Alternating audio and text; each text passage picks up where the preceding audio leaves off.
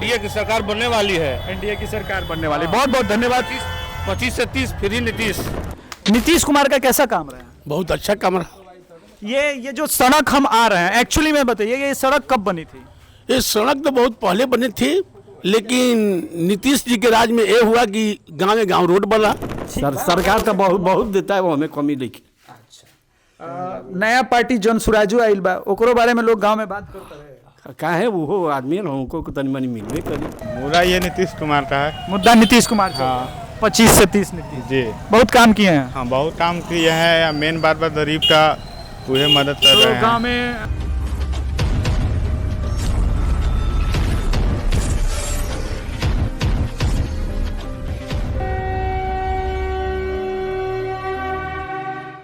नमस्कार, जय श्री राम। पिछले 7 दिनों में मामला कभी राजद की तरफ, कभी एनडीए की तरफ, कभी राजद की तरफ, एनडीए की तरफ होता रहा और बिहार चुनाव में दर्शकों की भी दिल की धड़कन बढ़ती गई। इतने मेल आ रहे हैं, इतने व्हाट्सएप आ रहे हैं कि मैं तो सबको चेक भी नहीं कर पा रहा हूं। हमारी टीम ओपिनियन पोल में लगी रही और जो अभी भास्कर का जो रिपोर्ट आया स्पेशली कि पहले फेज में ही एनडीए 74 से 68 सीट निकाल रही, इसने दिल की धड़कन लोगों की और बढ़ा दी। क्योंकि ये 121 में अगर 76 to 78 का नंबर भास्कर दे रही है तो लोगों ने पूछा कि अभिषेक भैया सही है गलत है। देखिए, इस बार का ओपिनियन पोल मैं थोड़ा आपके लिए बदल दे रहा हूं, थोड़ा हालात बदल देते हैं। जैसे राघोपुर हुआ, बख्तियारपुर हुआ, फतुहा हुआ, यहां चुनाव है, इसी फेज में। पटना में दानापुर में वोटिंग होनी है, मतलब पटना विधान लोकसभा के अंदर सभी सीटों पर विधानसभा चुनाव होना है। आरा में चुनाव होना है, बक्सर में चुनाव होना है। तो मैं कुछ सीटों पे बात करूं ताकि आपको इससे समझ में आए कि मैटर कितना क्लियर होता जाए। देखिए, 2020 में जो विधानसभा चुनाव हुआ था उसमें बक्सर और आरा, इन दोनों लोकसभा में जितनी सीटें हैं उनमें से मात्र 2 सीट पर एनडीए जीती थी। एक बड़हरा की सीट थी और एक बड़ी मुश्किल से 300 कुछ वोट से एनडीए जीती थी। वो सीट था आरा का सीट। अब आप समझिए कि उस वक्त हवा किधर थी। इस वक्त की हवा बताता हूं। आरा के अंदर इस समय अगर आप मुझसे पूछेंगे, आरा विधानसभा, तरारी, शाहपुर, जगदीशपुर, यहां क्लियर कट एनडीए को एज दिख रहा है। देखिए, यहाँ पे पहले से जो विधायक लोग रहे थे, अरुण यादव जी थे, ठीक है, उनका लड़का इस बार उनको सीट मिला है। लेकिन बदलाव होगा, इस बार बदलाव होगा। यहाँ से हमारे राधाचरण सेठ जी हैं, एनडीए के प्रत्याशी है, उनको वोट मतलब हम लोग मतलब क्या हिंदुत्व का फैक्टर चलेगा, राष्ट्रवाद चलेगा, नीतीश कुमार चलेंगे, मोदी चलेंगे, क्या चल रहा है? नीतीश कुमार चलेंगे। नीतीश कुमार जैसा अच्छा मुख्यमंत्री ना अभी तक हुआ है और ना आगे भी होगा। तो शहर का हवा अगर बदला है तो क्या बक्सर की तरफ वो हवा शिफ्ट नहीं हुआ है? आपको लगता है कि नहीं हुआ? हुआ है। बक्सर में भी 3 सीटों पे कहानी बदलती हुई दिख रही है। बरहमपुर में भी बदल रही है, राजापुर बदल रही है और बक्सर बदल रही है। बरहमपुर तो फिर भी नेक टू नेक माना जा सकता है, लड़ाई मानी जा सकती है। इसी प्रकार से थोड़ा पटना के भी समीकरण को समझते हैं। तमाम नाराजगी के बावजूद जो कुम्हरार सीट हैं, बहुत नहीं बदला। कैस समाज के लोग नाराज हुए, बीजेपी ने मना लिया। यह बीजेपी की विशेषता है। इसी प्रकार से आप मसौढ़ी सीट इस बार देखिएगा। रेखा पासवान के लिए मसौढ़ी सीट इतना आसान नहीं होने जा रहा, जबकि आरजेडी की वो सीट है और होनी चाहिए। तो मैं वही कह रहा हूं, हवा बदल रहा है। पाली विक्रमगंज में डेफिनेटली एनडीए को एज नहीं है, मैं मानता हूं, लेकिन फाइट फिर भी वहां क्लोज हो रही है। दानापुर में क्लोज फाइट, रीतलाल यादव को आराम से निकल जाना चाहिए था, बड़े बाहुबली नेता हैं, लेकिन रामकृपाल यादव को टिकट दे करके एनडीए ने कहा कि नहीं, यादवों के नेता हम लोग भी हैं। अब यहां पर अभिमन्यु, उनका बेटा, कितना अच्छा परफॉर्म करता है, लोगों को कितना अच्छा माइक्रो लेवल पे मैनेज कर पाता है, यह देखने वाली बात है। लेकिन रामकृपाल यादव के समर्थकों को भी यह नहीं लगा कि भाई चलो लोकसभा हारते ही एनडीए ने छोड़ दिया, नहीं। तो मैसेज कन्वे कर रही है। लगातार।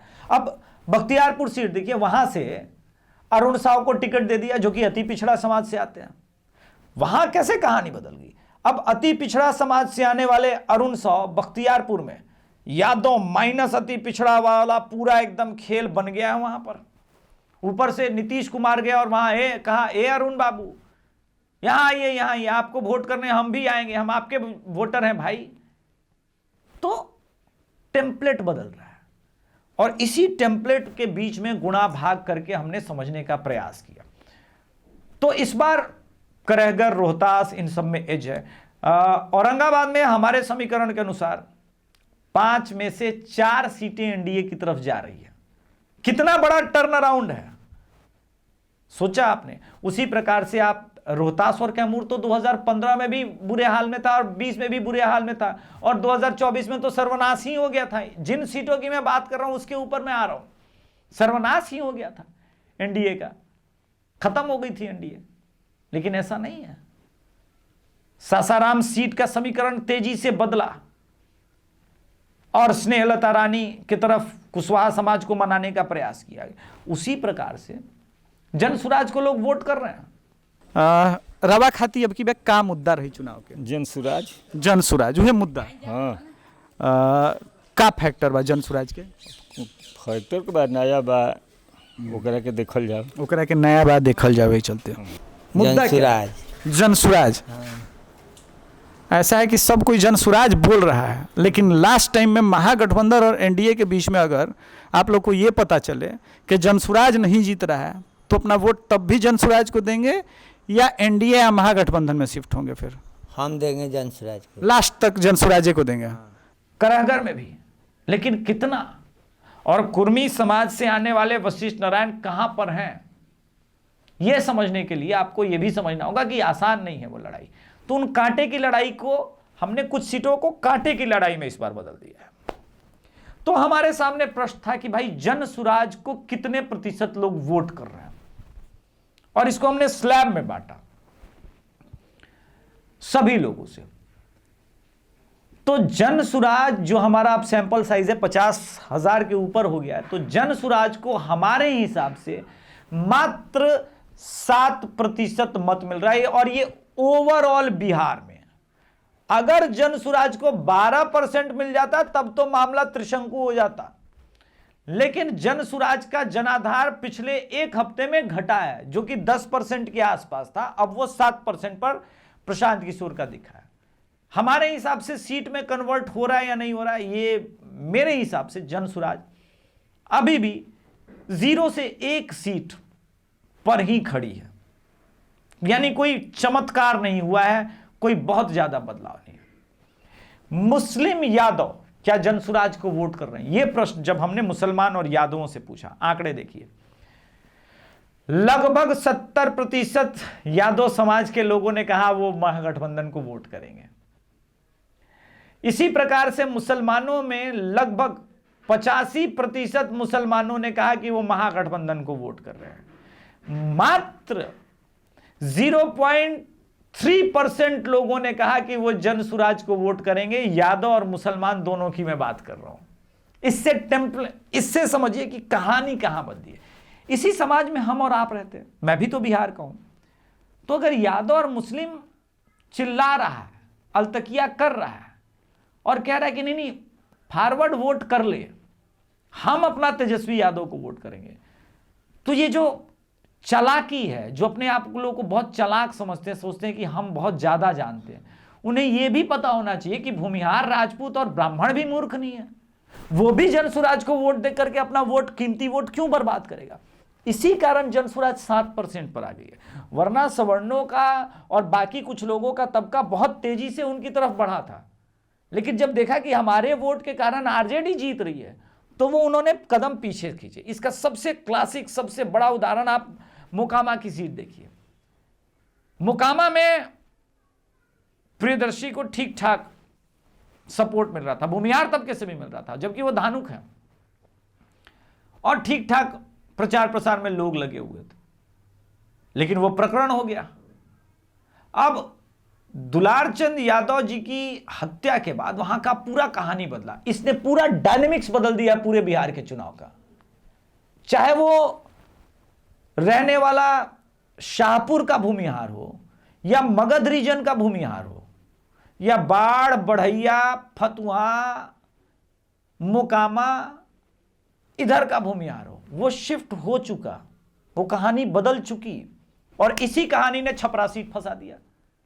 छपरा की पोटेंशियल सीट ऐसी है कि वहां पे 45,000 के आसपास यादव है। मान लीजिए उनका पोल 70% होता है, फिर भी आप 30,000 पे रहते हैं। मगर वहां पे राजपूत जो हैं छपरा सीट पर ठीक ठाक है। 60% भी पोल हुआ तो 55,000 है, तो वो दोनों एक दूसरे को काट जाएंगे। लेकिन उसके ऊपर स्टारडम का जो था खेसारी लाल यादव के कारण कि भूमिहार चढ़ रहा था, वो अब नहीं चढ़ रहा है, फंस गए। राम मंदिर पर बयान नहीं देना था। तो हमने कैलकुलेशन शुरू किया और समझने का प्रयास किया कि इस पूरे चुनाव में कहानी फिर कहां किस ओर जा रही है। एक प्रश्न हमने ओवैसी के बारे में पूछा, ओवैसी का पतंग छाप कितना प्रभाव डालेगा, और इसका हमने उत्तर सीमांचल में नहीं सीवान में जानबूझ के लिया। वहां से एक मोहम्मद कैफ खड़े हो, ओवैसी के लोग मिले हमको सीवान में, गोपालगंज में भी ओवैसी के लोग मिले।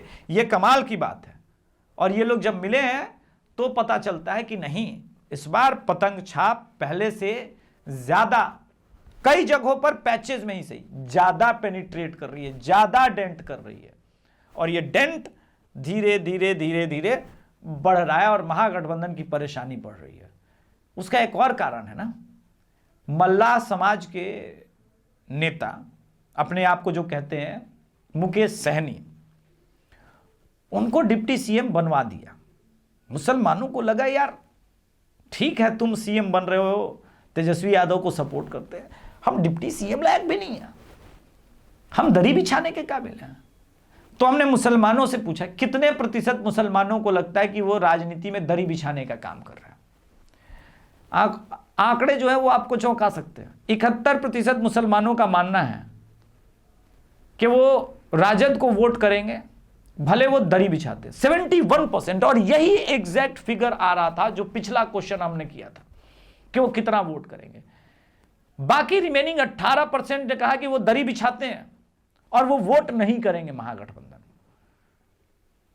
अब मुसलमानों से हमने पूछा कि जेडीयू को वोट करेंगे क्या जो एनडीए में शामिल है, जेडीयू की सीटों पर। जेडीयू के दोस्तों के लिए वेकअप कॉल है। 100 में से मात्र 5% मुसलमानों ने कहा कि वो जेडीयू को वोट करने की सोच रहे हैं। अभी वो करेंगे कि नहीं वो अलग बात है। मात्र 5, इतने बड़े सैंपल साइज में, जहां हमने मुसलमानों का रिप्रेजेंटेशन 19% लिया, अक्रॉस लिया। ऐसा नहीं, मैं चैनपुर में गया, जमा खान खड़े वहां से, जेडीयू से खड़े, और कोई मुस्लिम नहीं खड़ा है। लेकिन चैनपुर का मुस्लिम जमा खान को वोट नहीं कर रहा, वो राजद को वोट कर रहा है, वो राजद को वोट कर रहा है। दिस इज सरप्राइजिंग कि मुस्लिम कैंडिडेट के अगेंस्ट भी मुसलमान वोट कहां कर रहा है, जमा खान को नहीं कर रहा है, आरजेडी कैंडिडेट को कर रहा है, महागठबंधन कैंडिडेट को कर रहा है, कांग्रेस कैंडिडेट को कर रहा है। ये पॉलिटिकल सोच जो है वो इनको बहुत ऊपर लेके जाती है, और इसीलिए आज भी मुस्लिम वोट्स का इतना सेक्युलर पार्टी वैल्यू देती है, वैल्यू ऐड करती है। क्योंकि ब्राह्मण समाज को कौन वोट करेगा, उनका वैल्यू क्यों ऐड हो। आप देखिए, आप करें अगर सीट में रितेश पांडे जनसुराज से खड़े हैं तो थोड़ा जनसुराज की तरफ जा रहे हैं, दूसरी तरफ से कांग्रेस से मिश्रा खड़े हैं तो थोड़ा मिश्रा जी की तरफ ब्राह्मण होने के कारण जा रहे हैं, बाकी एनडीए की तरफ जा रहे हैं। आपके लिए क्या कराकर में मुद्दा रहेगा? आरजेडी संतोष मिश्रा। आरजेडी संतोष मिश्रा, बढ़िया काम रहा है संतोष मिश्रा का। बढ़िया हो या ना हो उससे कोई मतलब पार्टी से मतलब है, पार्टी से मतलब है, कैडर वोट चल रहा है, कैडर वोट, तेजस्वी से मतलब है, तेजस्वी से मतलब जो शिक्षा रोजगार इस पर जो बात करे। अरे हमारे लिए तो मुद्दा रहेगा कि अगर जहाँ तक बात करते हैं सरकार पे, तो सरकार बदलना जरूरी नहीं है। बात विकास का है और सरकार बदलना जरूरी नहीं है। अगर एक ही व्यक्ति अगर सरकार अच्छा चलाते हैं तो हम लोगों को कोई दिक्कत नहीं है। अगर यदि विकास नहीं हो रहा है तो बदलना भी जरूरी होता है, लेकिन यदि बढ़िया चल रहा है तो कोई बदलना जरूरी नहीं है। यानी बढ़िया चल रहा है। वोट जात पात से हट कर कीजिए, कोई दिक्कत नहीं है। भाई एक तो हो तुम 3.5-4%, उसमें भी इतना बिखरे हुए हो, तुम्हारी राजनीति करेगा कौन? इसीलिए ये बुरा मत मानिएगा, राजपूतों के साथ या भूमिहारों के साथ ये नहीं है। वो अपनी लॉबी देखते हैं, समझते हैं, और इसलिए वो 4% भी है, 3.5% है, तो उनका वैल्यू ऐड होता है, वैल्यू एडिशन है। इस बात को समझा जाए तो इसी बात से हमने कायस्थों से पूछा, 1% ही है, लेकिन जो है कुम्हरार सीट पर जाकर के नाराज हैं। लगभग 70% कायस्थों ने कहा कि हम नाराज हैं, लेकिन हम फिर भी एनडीए को वोट करेंगे। कुम्हरार के अंदर, बाकी का तो समीकरण छोड़ दिए, वो तो कंप्लीट एनडीए है। 1% है मगर वैल्यू एडिशन, इस बात को समझते हैं। तो चलिए हम लोग वोट शेयर पर आते हैं। एनडीए का वोट शेयर थोड़ा डिप हुआ है, महागठबंधन का पिछली बार से थोड़ा सा अप हुआ है, लेकिन लास्ट में जब हम ये कर रहे थे तो फिर महागठबंधन डिप हुआ और एनडीए थोड़ा सा स्लाइट अप हुआ है। जैसे आपने देखा होगा कि फंसी हुई सीट है वो भी लखीसराय की विजय सिन्हा की, लेकिन ललन सिंह खुद चले गए, गिरिराज सिंह खुद चले गए, ये तीनों भूमिहार ही हैं बाय द वे, ऊपर से मोकामा कांड हो गया, तो समीकरण थोड़ा सा बदला है, थोड़ी सी चीजें बदली है। चलिए उस पर हम आएंगे बाद में। वोट शेयर पर आते हैं। हमारे समीकरण के अनुसार 7% वोट मिल रहा है जनसुराज को, महागठबंधन को 36 से 38% वोट मिल रहा है, वहीं एनडीए को 42 से 44% वोट मिल रहा है। हम सीटों का समीकरण बाद में अभी देंगे, मगर उससे पहले एक क्वेश्चन जो हम छूट रहा था वो बता दें। मुख्यमंत्री के उम्मीदवार कौन? लगभग 36 से 37% जनता मानती है कि मुख्यमंत्री तेजस्वी यादव को होना चाहिए। वोट समीकरण इसलिए पहले बता दिया है, ये एग्जैक्ट, ऑलमोस्ट एग्जैक्ट मैच है। 1% जो है वो कांग्रेस, मल्ला और लेफ्ट वाले हैं, 1.5%, तो वो इसी वजह से 36 से 38% है। पर बाकी में देखिए अक्रॉस एग्जैक्ट मैच है। पिछली बार से नीतीश कुमार की पॉपुलैरिटी बढ़ी है, अब 30% जनता कह रही है कि मुख्यमंत्री तो नीतीश कुमार ही होने चाहिए। उसी प्रकार से सम्राट चौधरी का ग्राफ गिरा है, मात्र 4% लोग कह रहे हैं कि सम्राट चौधरी को सीएम बनना चाहिए। मगर कमाल की बात है कि ये जम खराब परफॉर्म कर रही है लोक जनशक्ति पार्टी, मगर चिराग पासवान के लिए जम बढ़ा है। वो 12% लोग कह रहे हैं कि चिराग पासवान को सीएम होना चाहिए, कुछ लोग अन्य में भी हैं, पर यही समीकरण है। अब आप इसको कैसा मानते हैं इस ओपिनियन पोल को, ये तो फीडबैक में आप देंगे। पर फाइनली हम सीट्स पर आते हैं। हमारे हिसाब से एनडीए, जेडीयू, बीजेपी, हम, उपेंद्र कुशवाहा और लोक जनशक्ति पार्टी रामविलास, इनकी कलेक्टिव सीटें 141 से 155 सीट हम मान के चल रहे हैं कि हमारे सर्वे के अनुसार आ रहे हैं। यानी पिछली बार से 5 सीटें कम होती हुई नजर आ रही हैं, पर वो मार्जिन अभी चुनाव आते आते वो और कवर करेंगे। तो मुझे लगता है ये मार्जिन अभी भी, पहले और डिप था, 137 तक जा रहा था, अब 141 पहुंच गया और वो 155 तक जा रहा है। वहीं आरजेडी और महागठबंधन ये अभी भी परेशानी में, अन्य दलों को 0 से 4 सीट मिल रहा है, अन्य को हमने दिया है, वो 4 सीट में कुछ बीएसपी की भी है, मैं पहले ही बता दूं। इसके अलावे सारी सीटें महागठबंधन के पास जाती हुई दिख रही है। तो ये नंबर जो है हमारे पास 70 to 90 का नंबर महागठबंधन की तरफ जीत रहा है, 100 सीट नहीं जीत रहे, यानी पिछली बार से खराब परफॉर्मेंस है। 122 का मेजॉरिटी मार्क, मिनिमम अगर 141 वाला भी रीजन देखें तो बहुत कंफर्टेबल पास कर रहे हैं। जेडीयू बहुत अच्छा कर रही है 2020 के मुकाबले। जेडीयू का परफॉर्मेंस, नीतीश कुमार का परफॉर्मेंस बहुत अच्छा हुआ है, और नीतीश कुमार हमारे भी आंकड़े के अनुसार एक ऐसे आदमी निकले हैं जो लोग मानते हैं कि विकास तो हुआ है। प्रो इनकम्बेंसी का फैक्टर इस एज में जाना 20 साल के बाद, ये अपने आप में कई कहानी बोलता है। आज के संस्करण में इतना ही। धन्यवाद। जय श्री राम। हर हर महादेव।